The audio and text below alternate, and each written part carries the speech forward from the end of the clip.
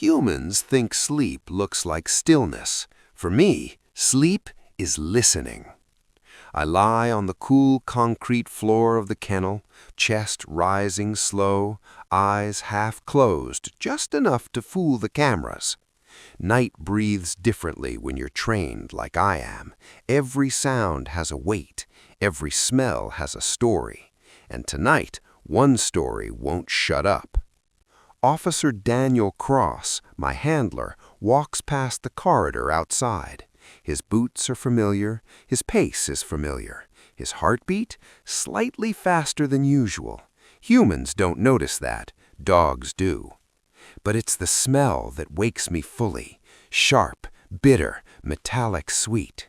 It crawls into my nose and detonates memories, drills, warehouses, controlled blasts, the reward toy tossed after a correct alert, the command voice steady and proud. Explosive compound. Not the usual training residue either, fresher, hotter. I lift my head as Cross stops by my gate. "Easy, buddy," he whispers, kneeling. His hand slips through the bars and scratches behind my ears, the exact spot he knows calms me. Loyalty pulls at my chest like a leash, but the smell is on his sleeve, not just traces, embedded, like he carried it, not passed by it.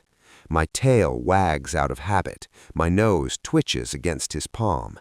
There, on his fingers too, masked under soap and gun oil, but I know what hides beneath. This scent is my purpose, and it's coming from my alpha. Cross smiles, unaware of the storm inside me. "Big day tomorrow, buddy. You and me, same as always." Same as always, except it's not. When he stands and walks away, the smell lingers, clinging to the air like a warning no one else can hear. I whine softly, then stop. Noise brings attention, attention brings questions, questions bring consequences. I replayed the past week in my mind. Cross showering longer than usual. Cross switching bags, new one, black canvas, stiff seams. Cross snapping once when another officer joked too close. And tonight, in the locker room earlier, when he opened his bag, the smell burst out like a scream. I pressed my snout to the floor then, pretending to be distracted by old gum and spilled coffee. But my body knew, my training screamed, danger. I was trained to alert, to sit, to bark, to save lives. I was also trained to trust my handler. Those two commands have never collided before, until now. Tomorrow is a bank operation, high risk, too many civilians, too many variables, too much room for fire and noise and chaos. And Cross smells like the one thing that turns chaos into certainty. I lower my head back onto my paws, eyes open now, watching the shadows move. If he gives a command tomorrow, and my nose tells me he's wrong, which one do I obey? Because once the vest goes on, there won't be time to think, only time to choose. Morning doesn't smell like coffee to me. It smells like nerves. The station hums with human tension, sweat, fabric starch, metal warming under fluorescent lights. Vests are strapped, radios crackle, boots hit tile in uneven rhythms. Officer Cross kneels in front of me, tightening my harness. His hands are steady, but his scent isn't. That sharp, dangerous note is stronger today, closer, like it's breathing with him. "You ready, Rex?" he asks. "Always ready. That's what I'm made for." I lick his chin. He exhales, smiling. For a moment he smells like relief, then the other scent pushes back in, hidden, layered, deliberate. The bag is with him again, same black canvas, same stiff seams, same lie pretending to be ordinary. We roll out in the armored van, sirens off, quiet approach. The city outside vibrates, cars, street food, impatience. Normal life, fragile life. I sit between Cross's boots, alert but silent. He keeps his hand on my neck, a grounding touch. For him or for me, I don't know. "Remember your training," he whispers. I never forget. The bank looms ahead, glass, stone, reflections. Civilians move in and out, unaware. The air here is crowded with smells, perfume, ink, old money, plastic pens. And underneath it all, the same sharp warning. We enter. The command comes fast. Search. I move. Nose low, body fluid. I sweep counters, chairs, corners. No alerts yet, no external threats. Good. But then Cross steps away from the team toward the back offices. The bag swings against his leg. The smell spikes so hard it makes my ears ring. I freeze. That scent isn't ambient, it's concentrated, contained. It's coming from him. "Rex," Cross snaps quietly. "With me." My muscles lock. My training pulls me one way, my loyalty pulls the other. This is the moment they warned about in theory, but never in practice. What do you do when the threat is your handler? We pass a closed door marked "Authorized Personnel Only." Cross reaches for the handle. Behind it, nothing yet. No gunfire, no shouting, just potential. I step sideways. Sit. My body does it before my mind finishes the thought. Cross stiffens. "Rex, heel." I don't. I turn my head toward the rest of the unit, toward the radio chatter, toward safety, and I bark. Once. Sharp, alert bark. The room snaps to attention. "What's going on?" someone calls. Cross's hand tightens on the leash. His heart pounds now, fast, uneven. Fear, not guilt. That's new. "False alert," he says quickly, too quickly. He's off today. Off? I've never been off. I lower my nose and point it directly at the bag. The room goes silent, and in that silence, I smell something else rising off Cross. Not anger, not betrayal, determination. As weapons lift and radios crackle, Rex realizes Cross may not be the villain, but someone here definitely is. Guns don't smell like fear. People do. The moment my bark echoes, the room fractures. Chairs scrape. Radios squawk. Someone swears under their breath. Every officer's scent spikes. Adrenaline, sweat, uncertainty. Cross doesn't move. That's how I know something is different. If he were guilty, his body would be loud. Panic leaks, lies, sweat. But his scent stays tight, controlled, like a coiled wire. "Stand down," the team leader orders, eyes locked on Cross. "Bag on the floor, now." Cross exhales slowly. Relief? No. Resolve. He lowers the bag. Every nose in the room, human and mine, leans towards it. I step forward, tail rigid, nose working. The smell is undeniable. High-grade explosive, real, live. But layered inside it, something else. Plastic sealant, fresh, intentional. Cross raises his hands.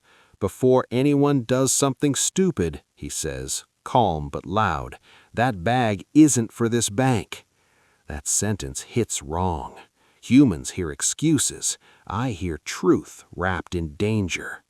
"Then why bring it?" someone snaps. "Because someone inside this building is supposed to take it, and they don't know we switched the plan." Switched. I flick my ears. Plans change. Training taught me that. The team leader hesitates. "You didn't clear this." "I couldn't. Too many leaks. I needed the right reaction, including his." He glances down at me. My chest tightens. I wasn't wrong, but I wasn't right either. The door behind us creaks. New scent. Cold. Clean. Wrong. A man steps out from the back offices. Bank manager badge, stiff smile, heartbeat racing faster than everyone else's. He smells like disinfectant and metal, and faintly, the same compound, transferred. I snap my head towards him and growl. "Sir, please return to—" An officer starts. The man bolts. Everything explodes into motion. Cross dives for me, ripping the leash free. "Rex, track!" I don't hesitate. This time, loyalty and duty align. The Allimator drops the detonator when he trips. Plastic clatters. Cross tackles him seconds later. The bomb in the bag was bait. The real device was meant to be assembled on site, unnoticed. I sit beside the suspect, chest heaving, senses blazing. Cross kneels, pressing his forehead to mine for just a second. "You trusted your nose, even when it meant not trusting me." That's the hardest command of all. As sirens close in, Rex realizes the case isn't over. The explosion they stopped may only be the first. The loudest sound after danger passes is breathing. Mine comes fast, sharp, tasting the air for threats that are no longer running. The alley fills with sirens, red and blue light bouncing off wet brick. Humans shout commands. Hands cuff the man who smells like secrets and cheap cologne. The bomb never explodes. That matters more than anyone says out loud. Cross keeps one hand on my back as medics check the suspect. His palm is steady now. The sharp scent that confused me for days is still there, but it's quieter, like a blade finally sheathed. "You okay, boy?" he asks. I lean into him. Answer enough. Back inside the bank, the team gathers. Tension drains slowly, like water from cracked concrete. Someone laughs too loudly. Someone else shakes their head, replaying what almost happened. The team leader faces Cross. "You used your canine as an unplanned variable." Cross nods. I trusted him to be honest. Silence stretches. Then the team leader sighs, and he was. I sit tall without meaning to. Praise isn't a treat, it's recognition. Later, in a quiet room, Cross kneels again, eye level with me. No radios, no guns raised, just truth. "They were testing internal access," he says softly, "seeing who would notice a change, who would panic, who would run." I remember the man's smell, the way it tried to hide. "You forced the test," Cross continues. "If I'd told command, word would have spread. He would have aborted. So he carried danger close, let it cling to him, let it confuse even me. I didn't know if you'd alert on me," he admits, "but I knew you wouldn't lie. That's the part humans forget. Dogs don't choose sides. We choose truth." Night falls by the time we return to the station. The kennel smells familiar again, cleaner, safer. Cross unclips my harness and pauses. "You did exactly what you were trained to do, even when it hurt." I circle once, then lie down, eyes open, listening, because something still doesn't sit right. The suspect talked too easily, gave up names too fast, and underneath the relief in the station, there's a thin thread of unfinished fear. Cross smells it too. As he turns off the lights, his radio crackles once, quiet, urgent, a code I don't recognize. His shoulders tense. He looks back at me. "Looks like we're not done yet," he mutters. My ears lift. The night breathes differently again. The bomb was stopped, but Rex senses the real target was never the bank, and the next move has already begun. The call comes before sunrise. Not loud, not panicked. The dangerous ones never are. Cross snaps the leash on me with the same calm hands he used when I was a pup learning my first sit. But his scent tells the real story, focus sharpened by urgency. "They moved early," he says into the radio. "We're en route." I don't need words. The air already knows. The warehouse district smells like rust and old rain, empty streets, too quiet. Humans call this off hours. To me, it's when secrets walk without shoes. We enter the building slow. Concrete, oil, dust. And underneath it all, threads of the same compound, faint but deliberate, like breadcrumbs laid by someone who thinks no one can follow scent the way I can. This time, Cross doesn't lead me, he follows. That matters. The source is deeper inside, a room cleared too well. No clutter, no mistakes, just a single table, a laptop, and another bag, cleaner, tighter, smarter. This one isn't bait. I stop, sit, alert. Cross doesn't question it. He signals the team. They fan out, silent, practiced. No shouting, no heroics. The man steps out from the shadows before anyone reaches him. Different face, same cold smell. "Dog's good," the man says, almost admiring. "Better than your people." Cross's voice stays level. "It's over." The man smiles. "You think this was about money or one bank?" I growl low. He backs away anyway. He knows what that sound means. The arrest is clean. No chase, no blast. Just cuffs clicking shut like a door finally closing. Later, much later, the truth spreads through the pack. The bank manager was a test. The warehouse was the handoff. The real goal was to map response, trust, hesitation, to find cracks. They didn't find cracks. They found me. Back at the station, Cross removes my vest slowly, respectfully. He rests his forehead against mine again. "I broke protocol," he says quietly, "but you fixed it." I don't understand protocol. I understand this. He smells like my handler again. No sharp edges, no secrets, just trust. Humans think leadership means command. Dogs know better. Leadership is listening, especially when the truth is uncomfortable. As the lights dim, I settle into the familiar rhythm of the kennel. Sleep comes easier now, not because the world is safe, but because my pack chose right. And tomorrow, if the scent returns, if loyalty and duty ever collide again, I already know the answer. I'll follow the truth. Every time.